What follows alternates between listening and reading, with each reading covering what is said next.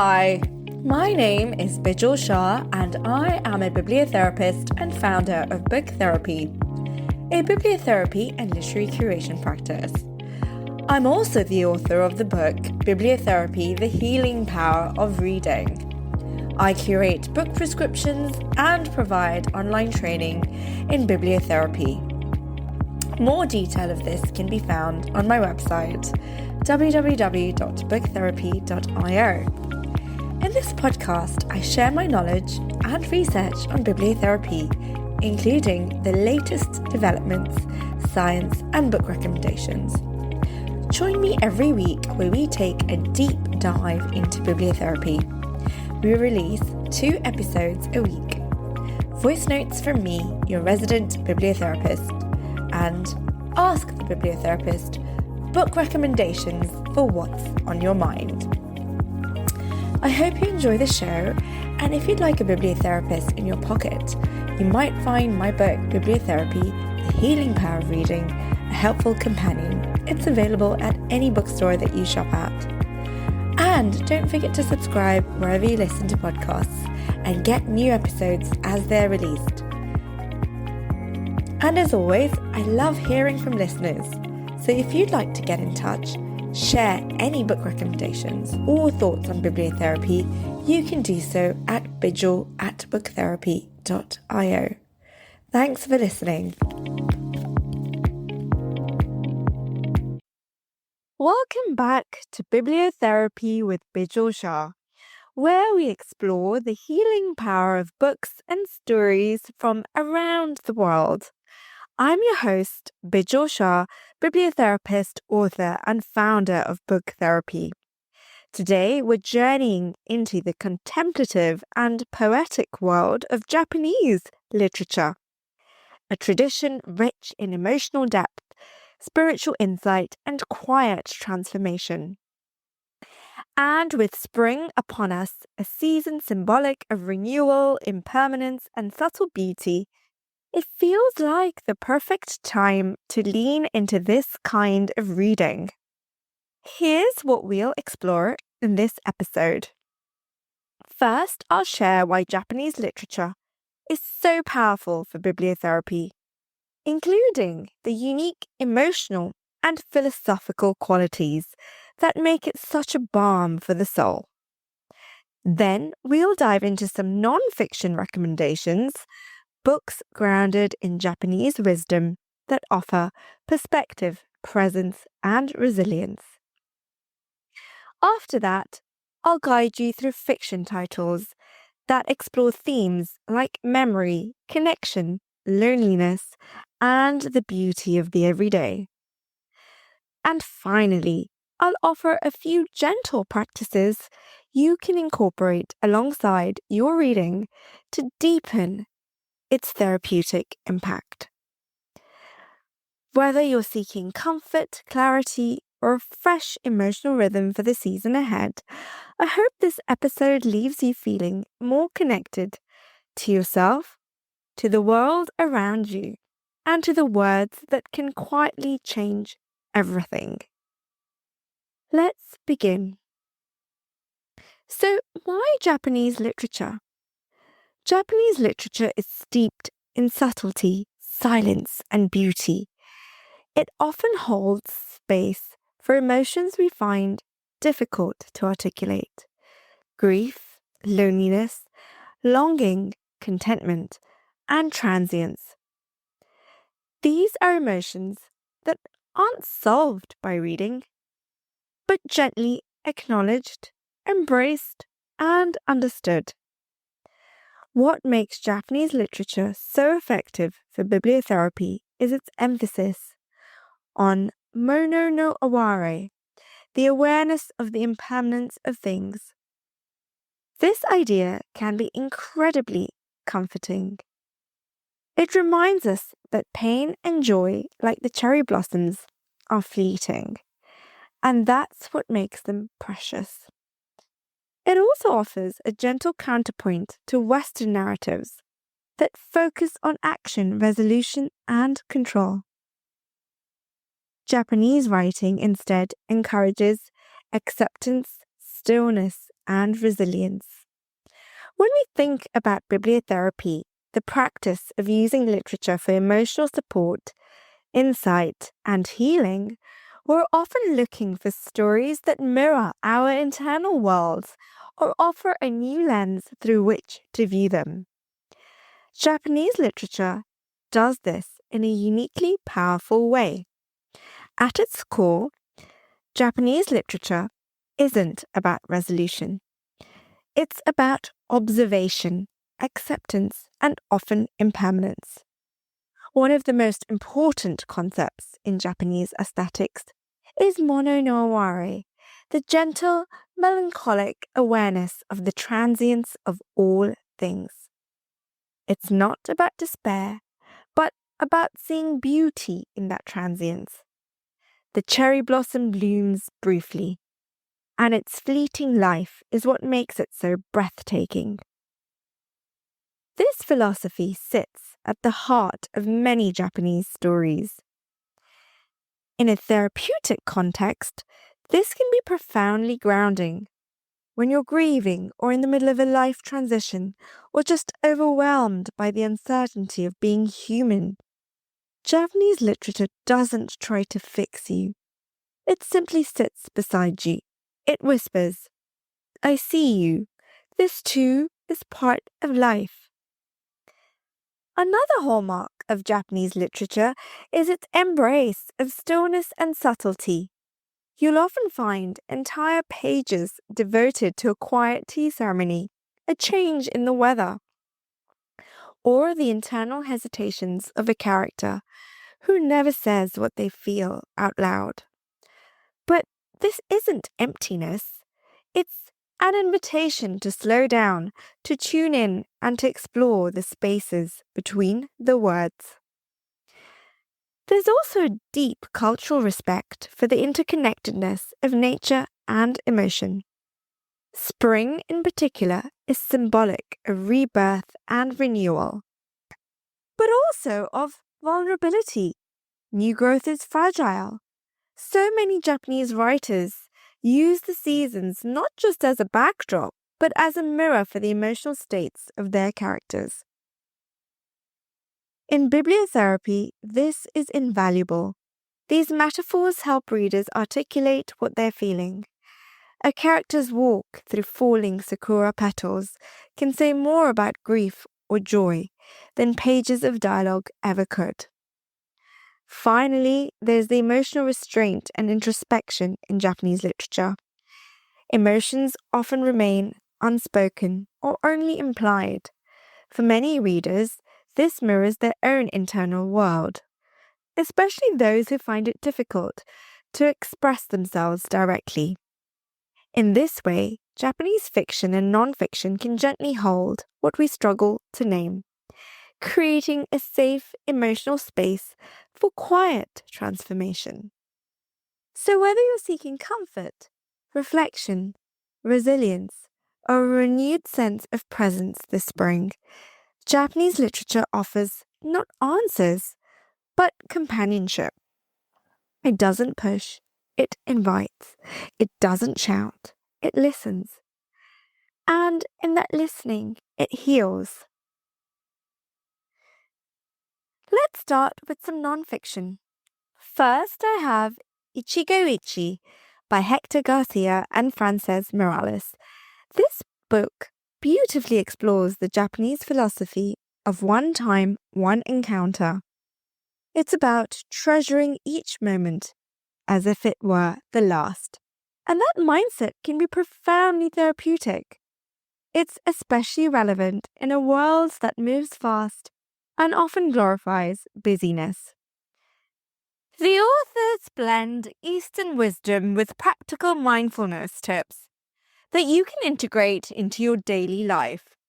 It also encourages intentional living and deeper appreciation for spontaneous joy, offering guidance for cultivating presence in relationships and routines. Bibliotherapy tip: read a few pages in the morning to ground yourself in the present. Second, I have Wabi Sabi, Japanese Wisdom for a Perfectly Imperfect Life by Beth Kempton. This beautifully written book introduces readers to the Japanese aesthetic of wabi-sabi, which celebrates the beauty of imperfection, impermanence, and simplicity.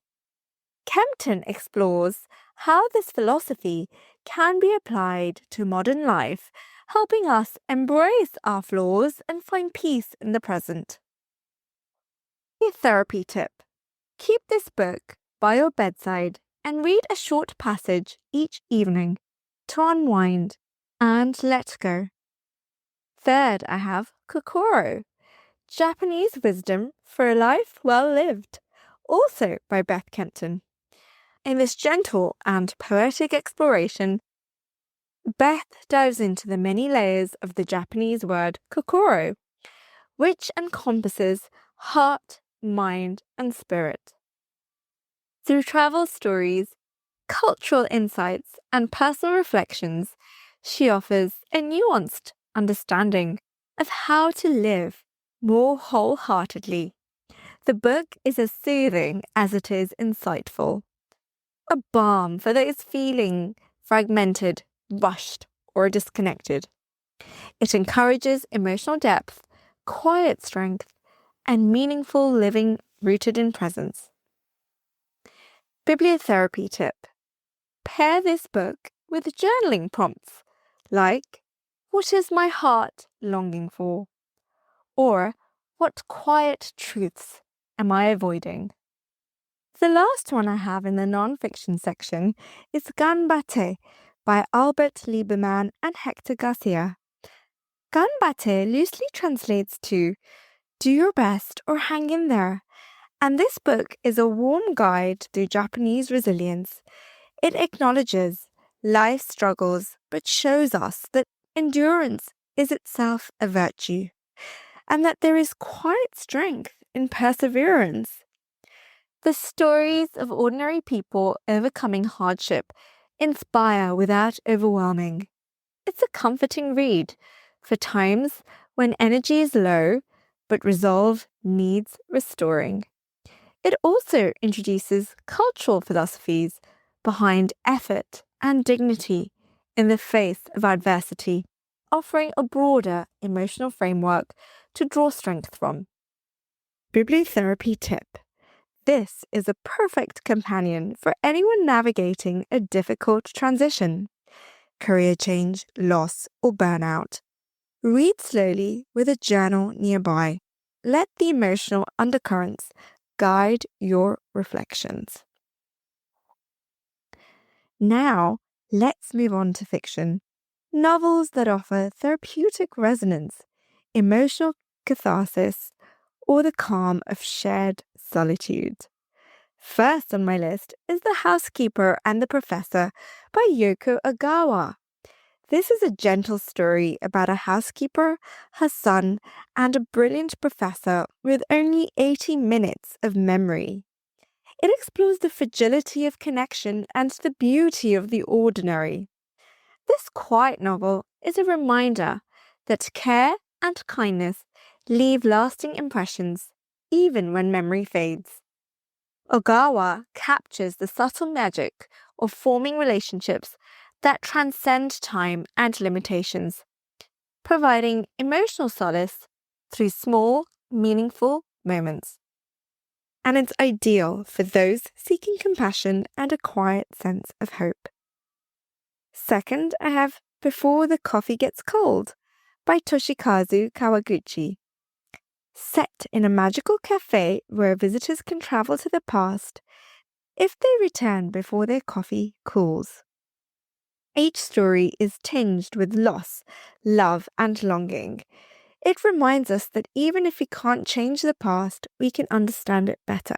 We meet characters hoping to reconnect, apologize, or simply see someone one last time. The structure allows for layered emotional experiences within a whimsical setting. Kawaguchi offers insight into human regrets and longings with tenderness and grace, showing that closure often comes not from changing the past, but understanding it. And it's ideal for anyone reflecting on regret, memory, or missed chances. Third, I have Breasts and Eggs by Miyoko Kawakami. This novel confronts bodily autonomy, motherhood, and womanhood in Japan. Raw, introspective, and deeply human. So, two sisters navigating vastly different challenges. Kawakami opens a dialogue about fertility, gender norms, and choice. It's a bold and brave read for those unafraid of honest introspection.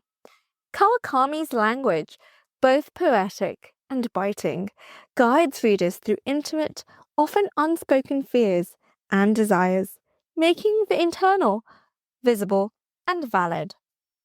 Last, I have Weather in Tokyo by Hiromo Kawakami. This is a story of an unlikely relationship between a woman in her 30s and her former high school teacher. Tender, quirky, and quietly romantic, this novel touches on loneliness and unexpected connection. The narrative unfolds, slowly inviting the reader into a world where time lingers and emotions gently evolve. It's a beautiful meditation on aging, memory, and unconventional love. Kawakami's delicate prose captures the unspoken spaces in relationships, offering solace to anyone navigating emotional ambiguity or yearning. It's ideal for readers who feel alone, but not necessarily lonely. And so, how do we use these books in our personal bibliotherapy practice? Reading, when done intentionally, becomes more than just an intellectual activity. It becomes an act of self-care, a form of emotional processing, even a kind of ritual. And Japanese literature, in particular, lends itself beautifully to this kind of mindful, therapeutic reading. Here are some ways you can bring these books into your personal self-bibliotherapy practice. First, create a seasonal reading ritual. Choose a small, comforting space to make your own. A window seat, a garden corner, a bedside table, and dedicate it to your spring reading practice. Place your chosen book there with a small object that anchors you to the season, a cherry blossom, a candle, or a ceramic cup for tea. And before reading, take a moment to breathe. Let the act of picking up the book become a pause. Japanese literature teaches us to value the small moment, the single breath. Ichigo ichi, after all, reminds us that no encounter happens twice. Try reading just one chapter or one reflection each day and let it sit with you rather than rushing through. Secondly, read slowly and reflectively without pressure. Many of these books are meditative by nature. The goal isn't to finish them quickly, but to let them settle inside you. Allow silences to speak. Allow ambiguity to linger. If a passage stirs something, pause. Reread it. Maybe even write it down in a journal. Ask yourself, why does this resonate with me today? What emotion is surfacing? Where do I feel this in my body? Thirdly, perhaps pair your reading with a gentle sensory practice. Japanese literature often connects deeply with the senses. The scent of tatami mats, the quiet of snowfall, the flavor of a warm bowl of miso soup. You can enhance your own experience by bringing the physical world into your reading space. Brew a pot of green sencha while reading The Housekeeper and the Professor. Light sandalwood incense or a soy candle while reading Kokoro. Sit near a window and listen to spring rain while reading Ganbate. These sensory details ground us in the present, an essential part of trauma recovery, anxiety regulation, and mindful awareness. Fourth, use Japanese literature as a mirror for the season. Japanese literature is deeply seasonal. Many of the books you'll read will reflect the natural world, petals falling, rivers thawing, a plum tree blooming again. Use the changing season as a metaphor for your own internal world. Ask yourself, what is blooming in me right now? What is falling away like last season's leaves? And where do I feel newness, even if it's fragile? Journaling alongside your reading can help surface insights that feel less accessible in everyday thought. And lastly, let go of the need for resolution. In many Western narratives, we're taught to seek closure, resolution, a lesson. But Japanese stories often end with quiet ambiguity. Not everything is resolved, and not every character changes. That's okay, that's life, and part of bibliotherapy is learning to sit with the things we cannot fix. Allow these stories to simply be companions, not instructors. Let them hold space for your unspoken emotions, your unfinished thoughts, your unanswered questions. So much of healing is not about doing more, but about being with what is. Japanese literature shows us how to do this gently, patiently, beautifully. Other techniques to consider are: create a seasonal reading altar. Keep a single book, a flower, and a journal together. Read a few pages each morning or evening. Practice mindful reading. Let go of the need to rush. Let a single sentence sit with you for a day. Remember, you don't need to get through a book to benefit from it. In the spirit of Ichigo Ichi, every reading moment is enough. Thank you for joining me today on Bibliotherapy with Bijal. I hope you find comfort, courage, and companionship in these Japanese books as we step into spring. If you try any of the titles mentioned, I'd love to hear how they resonated with you. Drop me a message or share your reflections on Instagram at booktherapy_by_Bijal. Until next time, arigato gozaimasu and happy reading. Thank you for listening. I hope you enjoyed the show. And if you'd like to sign up to our online courses or try a personalized book prescription or bibliotherapy session, you can do so following the links in the show notes. And as always, I love hearing from listeners, so don't hesitate to drop me an email at bijal@booktherapy.io.